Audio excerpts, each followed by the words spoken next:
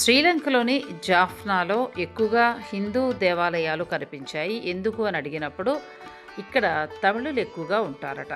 అందుకే హిందూ దేవాలయాలు ఎక్కువ అని చెప్పారు. మామూలుగానే మనకి శ్రీలంక అంతా ఎక్కడ తిరుగుతున్నా కూడా హిందూ దేవాలయాలు చాలా బాగా కనిపిస్తాయండి.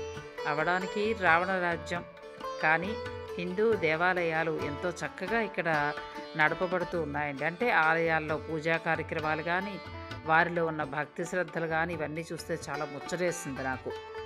ఇక జాఫ్నాలో తమిళులు ఎక్కువగా ఉండడం వలన ఏంటంటే హిందూ దేవాలయాలు ఎక్కువ.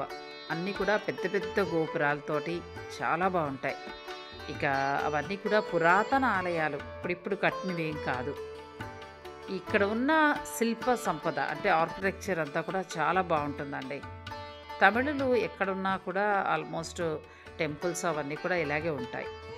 జాఫ్నాలో తిరుగుతుంటే నాకైతే తమిళనాడులోని మదురై ఆ ప్రాంతంలో ఏదో ఒక ఊర్లో తిరుగుతున్నట్టుగా అనిపించింది. ఎందుకంటే ఎక్కడ చూసినా తమిళులే బాగా కనిపించారు. షాప్స్ కావచ్చు, ఫుడ్ కావచ్చు, ఇలా అంతా కూడా మనకి తమిళనాడుని బాగా గుర్తు చేస్తుంది.